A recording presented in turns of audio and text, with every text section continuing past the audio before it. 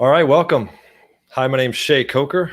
Welcome to the first edition of Coker's Chronicles.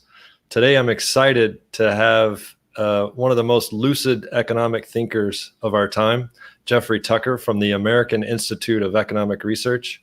Welcome, Jeffrey. Hey, it's great to be here. Thanks for calling me that. That's very nice. Thank you. Well, it's true. Before I go on to the rest of it, you're a very prolific writer. You've written thousands of articles, ranging from how a man should dress to the current thoughts on the corona crisis. How do you do it? It's a pathology. I just can't help it. I'm super interested in the workings of the world and just can't stop. So yeah, I get interested every day. I just finished one I just pushed out right now called Woodstock Occurred in the Middle of a Pandemic. And it was going over the 1968, 1969 Hong Kong flu pandemic in the US that killed 100,000 people. Very interesting experience. And it's just, I'm so curious about these things. And so it's easy for me to write just because I'm fascinated by everything, I guess. That's a good quality to have. So before talking about the current kind of situation and crisis, I'd like to take it back to September of last year when you wrote an article called "Face It, We Are All Spoiled." Could you explain a little bit what you meant by that? Well, I think that came about because I began to think that, well, everybody complains that people are spoiled now because we get so much. The food is all around us. We're surrounded by digital media. We get whatever we want instantly, instant delivery. And some people regret this. And I kind of regret it. I wondered if it's true. But then I began to think about it. And I realized, we've been spoiled for about 500 years, actually. And, we just assume that there's things like eyeglasses, electricity, that we have internal combustion, that we have bridges that can extend over large bodies of water, that we can build skyscrapers, that we can fly, that we can travel and so on, that there's such a thing as pants for men, which actually in fact weren't invented to the 11th century, that there's horseshoes for horses that weren't invented to the 12th century, and so on. And I suddenly realized that all of modernity is spoiled. We don't live in a state of nature, and we haven't for thousands of years. And we're all spoiled, and we're all mutually, and that's good. We're all mutually dependent upon each other and mutually dependent upon the markets working. And to that extent, we're all desperately spoiled. So there's no sense in condemning one generation for being spoiled. Their parents are spoiled. Their parents' parents are spoiled. Their grandparents are spoiled. Everybody's spoiled. We've all been spoiled for thousands of years, actually. So that was my main theme. And it's not a bad thing. It's good. I mean, it means we're living better lives. And the only thing that maybe is perhaps missing today is that we don't appreciate it. And we don't know to what institutions to credit our prosperity and our peace and our long, long lives. Yeah. I noticed that moving from Brazil a few years ago back to the US, and just the plethora of options and services and products that are available to us, it blows your mind. Yeah, it is mind blowing, and I think we've had an extreme amount of progress very quickly. I would say over the last 20 years, more so than in all of human history. I don't know what to compare it to. The Industrial Revolution took place at a slower pace. The flourishing of prosperity at the end of the Middle Ages in the 16th century took 100 years. So 20 years we went from really less than that. I mean, think about it. I mean, the iPhone that we know, the smartphones as we know them, were only first distributed in 2008. Can you imagine that? So we've had very fast progress, mostly, I think, due to the advent of microchip and digital media and the internet. And that's allowed ever more information sharing. And that's put the pace of progress of civilization on hyperdrive. Just because we can share more information, we can learn more quickly, we can find out our failings very quickly, learn what succeeds very quickly. So history is on fast forward. So that, I think, describes the strangeness of the last 20 years. Yeah. Kind of moving forward, you've been very consistent since the beginning of this whole crisis, that the government will probably not save us from the disease, and it may caused some bad things to happen as a result. In fact, on January 27th, you wrote an article, "Must Government Save Us from the Coronavirus?" Where you warned about the quarantine power of the U.S. government. Yeah. Did you imagine back then that it would reach this level? I never imagined such a thing because, even with that article, I was presuming that governments would only intervene in your freedom of association if they thought you were sick or part of a colony of sickness, or they thought your neighborhood was sick or your household was sick or something like that. I never imagined that we would move from quarantine, which is about isolating the sick, into a situation where the whole population is under house arrest. So I never imagined anything like this. But I must tell you that that article, which came out January 27th, because I was watching what was happening in Wuhan, and I thought, well, CDC has all these plans laid out on its website. I wonder if they're ever going to use them. And so I warned about this, but I got a flurry of emails after that. People were calling me an alarmist, a conspiracy theorist, a crazy person, that we have a constitution after all, and we have the rule of law, and this would never get around the courts. Politicians would never do it because we have a Bill of Rights. And we have traditions of freedom and liberty in this country, and they would never get away with this. And to some extent, if you look at the plans of the CDC that I linked to in that article, they're actually more extreme than what we've undergone. For example, they imagined the nationalization of all grocery deliveries, so that stores would be closed, and the governments would drive around in government trucks delivering food from house to house. So that hasn't happened. So they haven't even gone as far as the CDC imagined its powers would extend. But the astonishing thing about those plans for quarantine is that they're completely disregarding of everything we think of as being American. The freedom to choose, freedom to travel, Bill of Rights, Constitution. It's not even a consideration, and no efforts made to justify violation of our rights that we've undergone, or that are laid out in those plans. And that's actually what was so shocking about it. It's also why people didn't believe that anything like this would ever happen. And yet there it did happen, through the executive power. And it's hard to know when it all began. I think something was going wrong in early March, where there was a kind of a panic growing. And then I was in New York on March 12th. And the bars were full at 11 a.m. with people drinking an uncommon amount of liquor, almost as if that everything was going to be shut down. And in those days, people began to suspect that, no question, that the government shutdown was a much bigger threat than the virus itself. And we were worried if Amtrak was running. I was planning to spend the weekend in New York, going to a couple of Broadway shows, and I had hotel reservations, meeting some friends. And I arrived on, I think it was Thursday morning, and with a friend, and we immediately got, after my television appearance that afternoon, we immediately got on the next Amtrak. And I was worried they were going to shut down Amtrak, because at that time they had already shut down the Acela line from DC to New York. So we knew something was happening. And I think it maybe slept 1 or 2 days off on this, but I think it was the very next night Trump gave his big address to the nation, in which he announced a banning of all travel from Europe. And we didn't know that you could do that. And I don't know if you remember this, but a lot of American parents have kids in Europe studying and traveling and that sort of thing. Yeah. So they had to panic and get them back as fast as possible, buying tickets for thousands of dollars. And then immediately, in a time when the government was also talking about social distancing, just like the movie Contagion and that sort of thing, suddenly all the international airports in America, from LAX to Chicago to New York, were packed with thousands and thousands of stranded passengers at customs, standing shoulder to shoulder for 8 to 12 hours on that weekend. So that was not the best disease mitigation strategy. No. Everything Trump did, it backfired. But I think he is the one who set this precedent for draconian executive actions. And of course, we know what happened over the following 3 days. All but 3 governors in the United States shut down their economies and started trampling on human rights and destroying life on Earth as we knew it, without talking to the legislatures, without ever polling anybody, without asking anybody's permission. We found out that our whole country is just filled with tin-pot dictators all over the place. I'm not sure we knew that. Right. South Florida, where I am, has experienced a rough time. Much of the economy is based on tourism.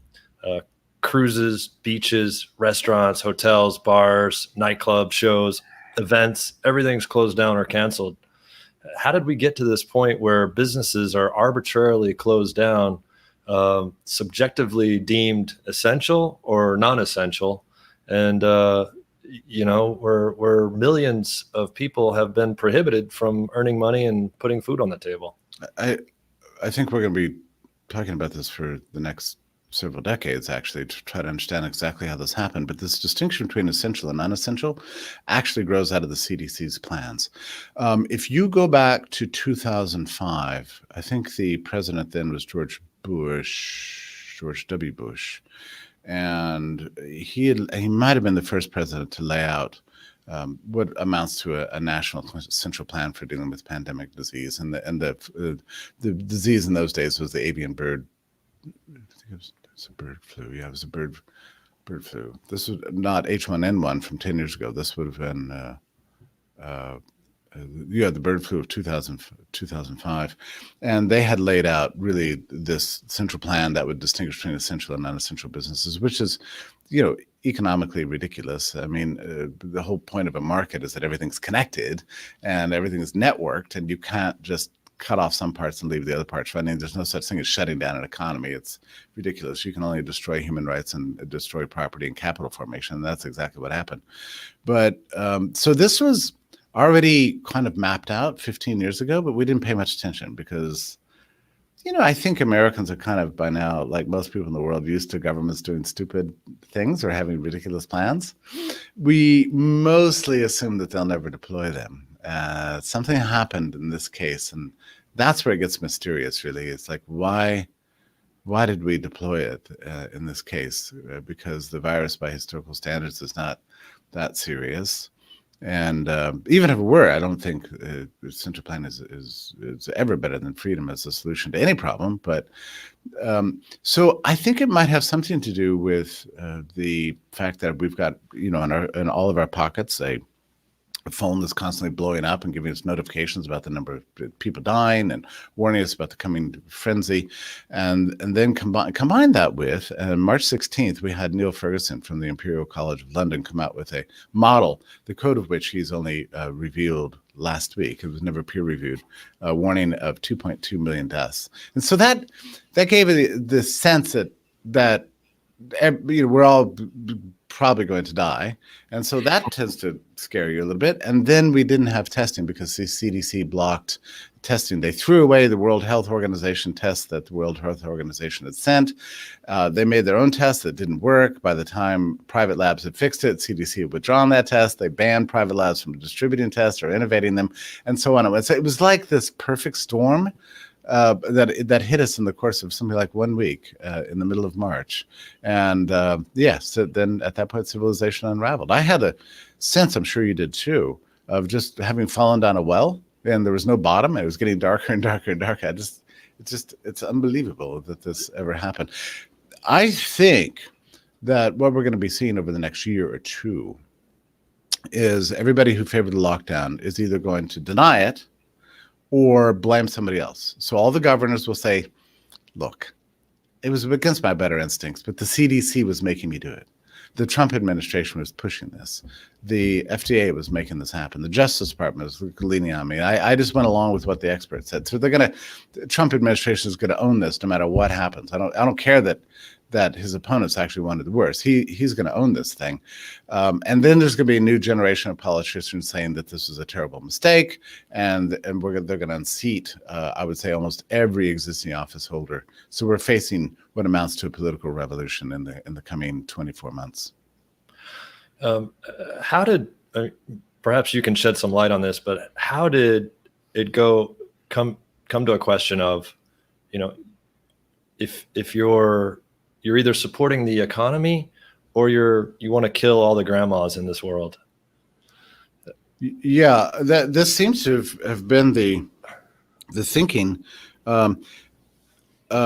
And this results from a cultural change. We've seen it rising over the last 10 or 20 years.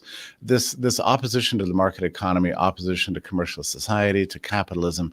You see it from the Green New Deal people and the AOC people and the left and so on. And you even see it from Trump with the insane nationalism, with the idea that America has to go it alone and we shouldn't be trading with the world and we should punish Americans for buying Chinese products. So it seems like both parties are against the free market. And you even see it within the religious circles. They've turned against classical liberalism in favor of various theocratic solutions. So it seems like the intellectuals have all turned against the market over the last 20 years.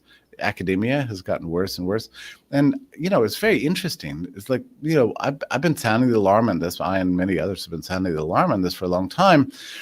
But I think it should make you appreciate just how important the world of ideas is. Like when a culture forgets what freedom means, freedom then becomes in danger. And there's a tripwire set up. So if anything should go wrong, anything becomes scary or unpleasant or a little bit of a crisis, the very first action is to throw out freedom because that's what we wanted to do anyway. Interesting. Have you been surprised that there hasn't been a bigger pushback from the business community or general population to the lockdowns? Not so much. And I tell you, I don't really, a lot of friends of mine are just despairing right now. Oh, I had no idea the American people were so willing to be enslaved, and they go on like this. But the fact is that people weren't really asked. I think the business community has been screaming all along, but their voices were drowned out by the feeling of emergency and then the feeling of power that people in charge have gotten. But I think they've opposed this all along. And I think most people, yes, there was a moment, I would say, in late March and early April when people supposed that the emergency was surely there. It was certainly pandemic fears in the air, or else governments wouldn't have done this. So there was a little bit of a moment there when people were kind of experiencing a little bit of a panic, but I don't think it lasted long. And so I would say as a result of about 2 weeks ago, so I think this lasted about 2 weeks, but as a result of, 2 weeks ago, I think things started thawing. And now I'm looking around and everybody's not only just clamoring for reopening and demanding it, but also looking back with regret about why this happened in the first place. The position that it was justified then, but not now, is completely untenable. That will not survive. And this seems to be the position of a lot of governors and the Trump administration. And a lot of people now are saying, well, it was justified then, but it's not justified, the Cuomo and so on. I don't think that's sustainable because there's no reason why it should have ever become a political matter. It should have always stayed a matter for the medical community. And let's not forget that about March 16th, Yale University Medical School released a letter signed by 800 high-end professors and practitioners in the medical community, 800 of them, warning against any kind of draconian response. They said this is actually going to cause suicides and bankruptcies and ruin people's lives much more than a disease could. We cannot have things locking down. No travel lockdowns, no school lockdowns, no restaurant lockdowns, no bars, no theaters, even sporting events. What we need is an intelligent response, disease mitigation. Vulnerable communities need to be aware that there's a problem, which they are naturally, and isolate themselves. And then we need to achieve herd immunity otherwise. This is a letter that came from Yale University, signed by 800 medical professionals. So we shouldn't forget this history. I think what you have here is just a raw abuse of power against the wishes of the public, against the medical community, and against business interests. It all happened at once, and it underscores just how ferocious power is once it's available to certain people who act irresponsibly. Yeah. You came out with an article, a video, what was it, about 2 weeks ago, where you called upon your followers to demand an end to the to the lockdowns, and ever since then, I've noticed. I don't know if it was coincidence or you have that much influence, but things have shifted dramatically. Yeah. We're all talking about when to open up and how to do it. It's funny how the governments, they have to hire a task force to phase in the opening of the economy. They didn't have to hire the task force to close it, but they certainly do to open it. Yeah, that's really true. And the opening is going very badly because people are doing things like opening businesses and trying to open restaurants while having outrageous levels of unemployment benefits are going to perpetuate unemployment. You make more money staying at home than you do going to work, or trying to allow haircut places to open while not allowing schools to open, so people don't know what to do with their children. Childcare facilities are not allowed to be open while businesses are. It doesn't make nothing the government is doing right now makes any sense. But let me just back up slightly about your point about calling for opening. I think it was about, I think you said 10 days ago, I'm not sure about the timing here, but it was about 2 weeks ago that I began to realize I had published a lot of articles complaining about the lockdown, a lot of detailed studies about, the Swedish solution, about data, about serious epidemiologists warning against lockdowns and raising questions about these predictive models and things. So I'd been publishing a lot of things like this. What I had not yet published was just an open call for ending the lockdowns. Now, as you say, now everybody's saying that in the lockdowns are normal, but and I hope I'm getting the dates right, but I think 2 weeks ago, 2.5 weeks ago, I'd noticed that nobody was actually saying this. So I called up my friend David Henderson, and he's an economist, and we plotted this out. And he said, well, you've got a point. Somebody's got to be the first one out there to say this. So he went to work. He wrote a first draft, and we worked with him on it. And then I had a research team going through, helping him with the article. And we worked over Friday, Saturday, and Sunday on that piece, and then deployed it Monday morning. That was the American Institute for Economic Research, and I think it was called "Liberate the Economy Now," something like that. I can't remember exactly what the title I put on it, but that article was a shock because until then, nobody had actually said this outright. And I knew, because I believe in the power of ideas. I mean, I know that you can have an influence on the world if you say something compelling and persuasive, and it convinces people. And if you exhibit what moral courage looks like, then it becomes infectious on other people, and people begin to stand up. So sure enough, the very next day, the Wall Street Journal ran an article calling for an end to the lockdown. And over the following 48 hours, everything began to change. So I think the American Institute for Economic Research and David Henderson's article did, in fact, make a huge difference. In the same way that a bad intellectual culture can lead to lockdowns and despotism and universal quarantines and house arrest and that sort of thing. In the same way, good ideas can actually cause the unthawing and the opening and the liberation. And, I work in the realm of ideas. I have to believe in the power of ideas. And I think in this case, we saw that we did, in fact, make a big difference. Right. I've got a couple more questions, and then we're going to open it up. I see a couple of you have submitted questions.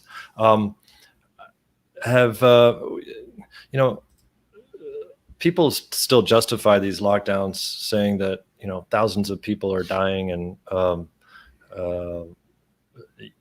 we have to protect the weak. But what is your idea of a free market approach to a pandemic like this? How would that look? It looks very much like it looked before the pandemic. People can respond to risks and difficulties and changes in information flows very much better than governments can. And what governments did is they took away our ability to mitigate disease. And instead, they added another layer. We got a problem with the disease. Now we got a second problem with lockdowns.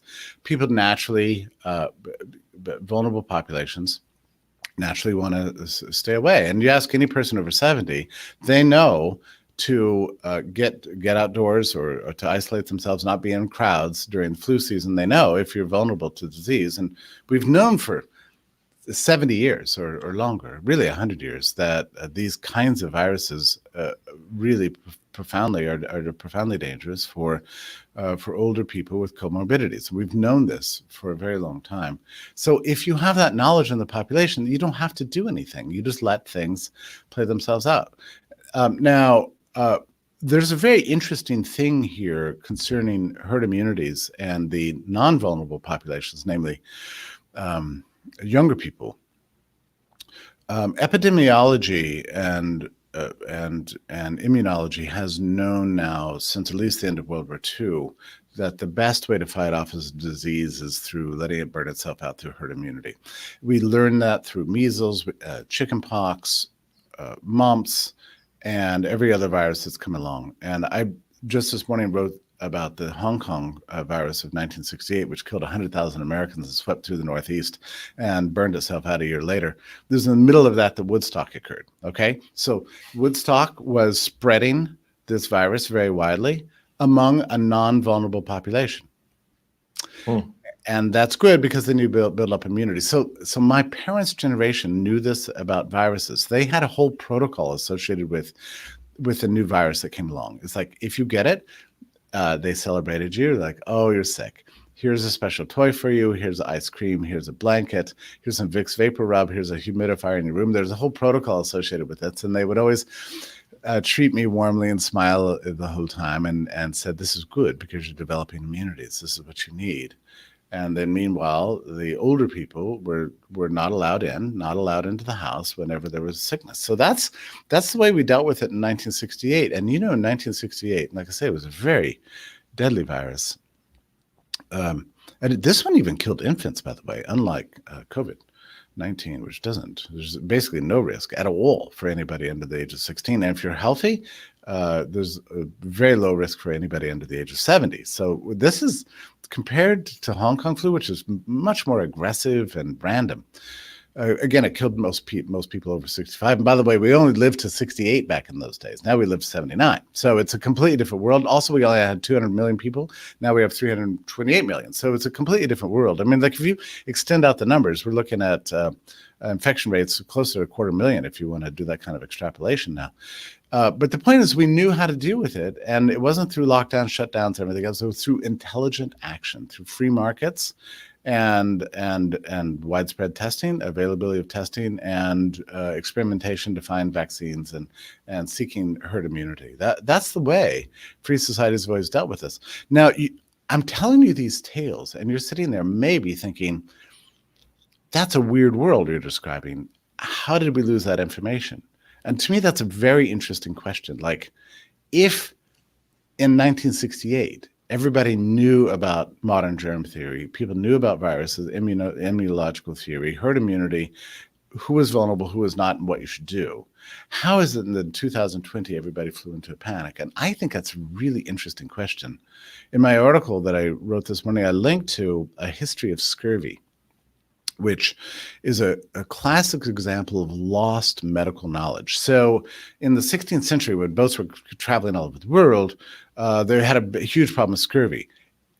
We figured out what the problem was. There's not enough citrus in your diet. So then, everybody, fruits and things, lemons and so on, were always carried on long journeys. And the scurvy problem went away completely.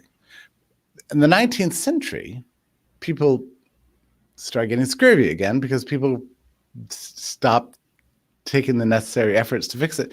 And the entire world was like, what is this weird disease with bloody gums that's killing people? This is terrible. I've got half my ship's got bloody gums. What is this? And we had to rediscover the cure for scurvy. It's a fascinating incident in history of lost medical knowledge. Several hundred years go by, people forget the cure, we have to rediscover the cure.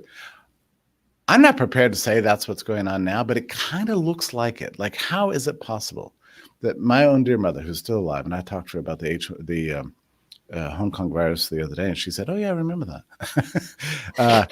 How is it that she knew, and she does know, and these days people under the age of 50 are completely confused, and I don't entirely know. I mean, I went to a chickenpox party when I was a kid, so that was my introduction to virus theory.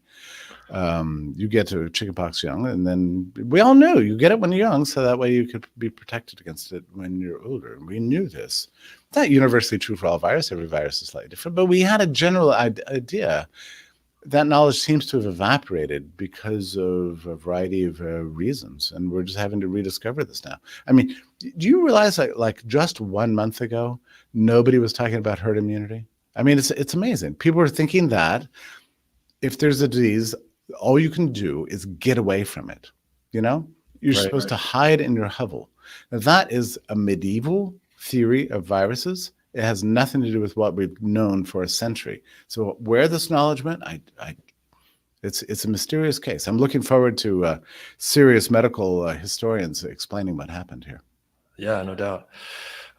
Wanted to mention just some of the economic consequences. I mean, we already have 30 plus million officially unemployed people here in the US. Yeah. Government is spending money like drunk sailors. The Fed is printing money at an incredible rate. Yeah. What do you see as potential consequences for this? Are we looking at potential hyperinflation, or do you think anything like that could happen? I think, at least in the short term, we're going to experience extreme deflation, and I'll tell you why. I think the velocity of money, once all this is shaken out, will have shown to have collapsed to a much greater extent than it did after 2008 or even in the Great Depression. And if you understand the equation of exchange, when the velocity of money falls, that's going to put massive downward pressure on prices, and I think we've seen that with the oil markets as an example of that. So, at least in the near term, I think we're going to face tremendous deflation, and then what happens after that depends on what the Federal Reserve does. Is it going to sop up all this excess liquidity and do what they did after 2008, which is pay banks not to lend? If that happens, we'll avoid inflationary consequences. If that doesn't happen, yeah, we could be looking at something truly terrible. So that's a if-then kind of statement. Now, I think the biggest near-term problem we're going to face right now is the excessively generous unemployment benefits. There's no reason for anybody to go to work right now. I mean, they've got the government actually depositing $600 in your bank account every single week. You realize it's like you got a raise. If you're a waiter, a waitress, a bartender, or worked in a hotel somewhere, or the entertainment industry or something like that, at earning $10, $15 an hour, you discover that your income's gone way up. Now, you don't have anything to spend your money on, but your income's gone.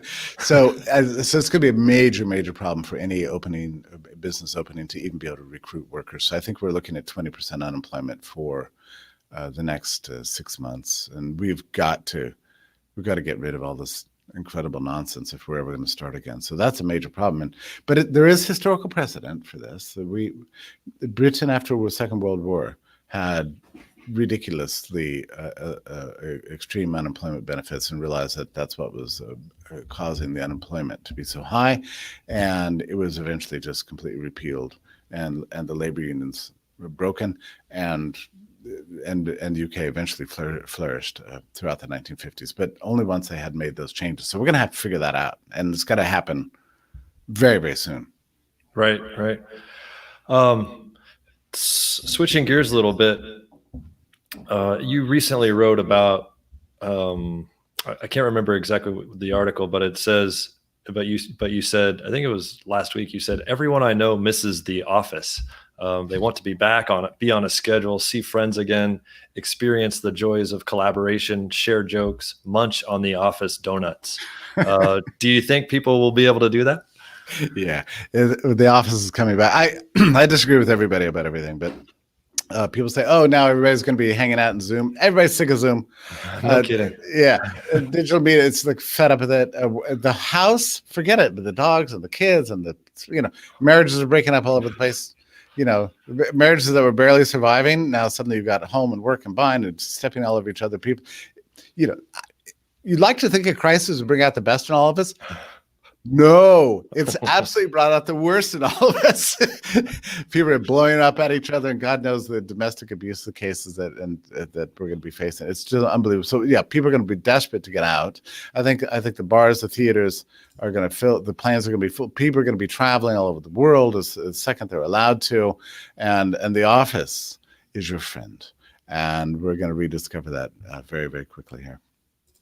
That's great.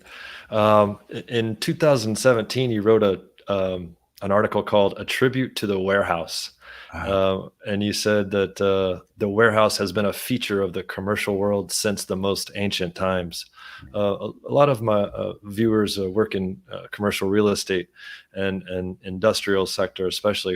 What's so special about a warehouse? No, it's so immaculate and so clean, and it just clicks along with such extraordinary like physical harmony with the tools and this. We're dealing with towers and towers and towers of products all over the place, a potentially chaotic and filthy situation, and the warehouse specializes in making it clean and elegant and lovely. I really did compare it to medieval cathedrals. I love warehouses.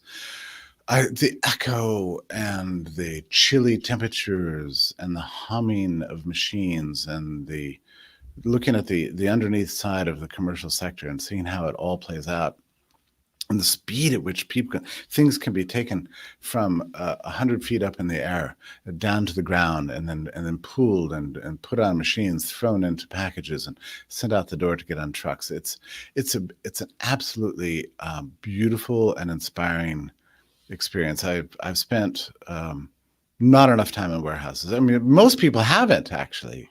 It's not often you would get to a warehouse. There's no reason for you to be there, but you should. I mean, it is such a tribute to human ingenuity. And I think, yeah, the warehouse has all the sophistication, beauty, and functional apparatus of the greatest medieval cathedral. I love them desperately. So yeah, that's why I wrote that tribute. That was great. One of my questions, and we can combine it with Federico Lima, who was asking about please tell your story about your vision of freedom based on your view of Sao Paulo at night. I know you've gone to Brazil on several occasions. In fact, that's where I first saw you, and I think it was 2012. And you gave some great presentations there, but I know you wrote a few times on Sao Paulo and just the decentralization and stuff. Could you tell us a little bit about that? Yeah, well, it all traces to the complexity of Hayek's theory of knowledge and decentralized knowledge and the impossibility of central planning. If you read Hayek, which I have for decades, there's something very difficult to understand about his way of thinking, this idea that the operation of society requires a kind of knowledge that's available to no one in its totality. So it's decentralized and it's local and it's imperfect. And the only way you can extract the knowledge necessary for making society function is through freedom of action, and that it's impossible. Basically, central planning is impossible and ultimately very stupid. Now, maybe the way I put that, it's obvious, but I had been working on reading Hayek for decades and still not quite understood what he meant by knowledge until that glorious night in Sao Paulo when I was, because I don't know if you've been to Sao Paulo, so you know this, but most people don't. I mean, it's like the size of 20 New Yorks or something. It's impossible to describe, like the vastness and the complexity of the scene. And it's a little bit socialist in the sense the government's doing this, the government's doing that, but that's not why Sao Paulo works. Sao Paulo works because decentralized decision-making, subjective valuations, and people working out informal systems of codes and manners and cultures and arrangements, and it's got a huge gray market, and it's a lovely, extraordinary place. But standing on top of that building in Sao Paulo and looking out in all four directions of it and seeing, a seemingly infinite city in all four directions, I suddenly realized the impossibility of of me to even understand, even come close to understanding it, or anyone else, especially mayors or governors or presidents or planners or intellectuals. It's society's too complex for anybody to rule. And I thought that's why Brazil works. That's why Sao Paulo works, is that nobody is actually, finally, thank God, powerful enough to really be in charge of this place. Then it just struck me, finally, the meaning of what Hayek was talking about the knowledge problem and its solution.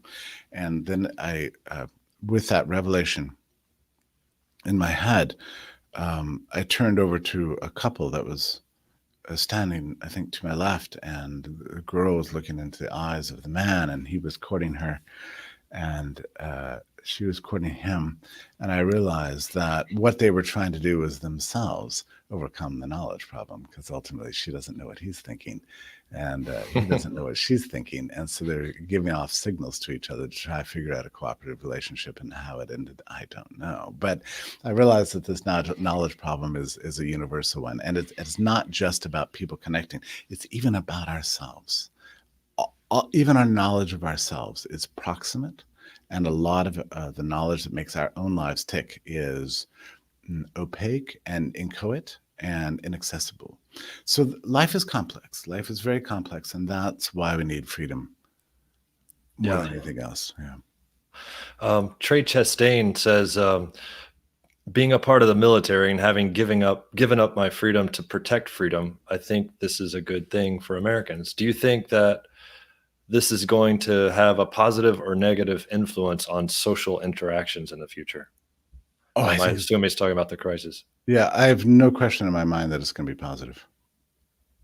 I think we've learned so much. We've learned to distrust government, and we've learned to trust ourselves, and we've learned to distrust media and start learning to trust genuine, proven professionals. We've learned to distrust regulations and instead trust innovation. So we've learned so much in the last 6 weeks, and it's been a very painful lesson for us, but I think we're going to see a blowback against everything that's occurred, and the world's going to be better off for it. So I'm wildly bullish. I don't think that for the next 10 years, anybody's going to believe a word from any existing politician. I think they're all proven liars, and the media has been completely discredited in the course of this thing, just blowing this all out of proportion and lying to you every single second. We realize now it's all fake news. I'm not sure we realized that before. And things like schooling, I mean, like if it's so important that we have compulsory schooling and enforce it with truancy laws, then why did they suddenly just close down all the schools and tell you to homeschool your kids? I mean, things like this, across the board, we're gonna rethink the world completely after this, and I think it's all going to be for the good. That's awesome. One more question from Raymond Hackney. He says, do you see us going on another lockdown if we have a significant spike? There is a danger of a second wave of attacks on liberty. There's no question about that. And I think the danger really is not in Florida and Georgia and Texas or even California. I think or Michigan or Wisconsin, which all those people who enact that stuff are already being punished. I mean, every politician in this country is like, they can't sleep at night because they're fearing the wrath of voters at this point, which is great. I think the problem is going to be in the Northeast, where you have a culture of compliance, and you have very risk-averse politicians and populations that's a little less willing to get out and protest. I'm talking about Massachusetts, Connecticut, and New York State. So New York City has a Blasio problem. Boy, do they have a Blasio problem, right? But so I think it's a danger. But I tell you, the effect on the psychology here could be devastating for capital formation going forward. I mean, if they really do experiment with a second lockdown, you'll never start a business. You'll never invest anything in it. You'll be stuffing your money in mattress, and you will move out of that state. So that's a serious problem. I think that will tend to discourage a second wave of attacks on liberty. The other thing I'm really happy about is that right now, as you and I are talking, everybody's rethinking everything. I mean, I can just tell it. I mean, like a month ago when I was tweeting against the lockdowns, people were treating me like I was some sort of a disease-spreading extremist. Now, everybody said, see, I've agreed with you this whole time. You're right. That's what I've been saying. So this is the new wave. That's great. That's exactly it. Yeah.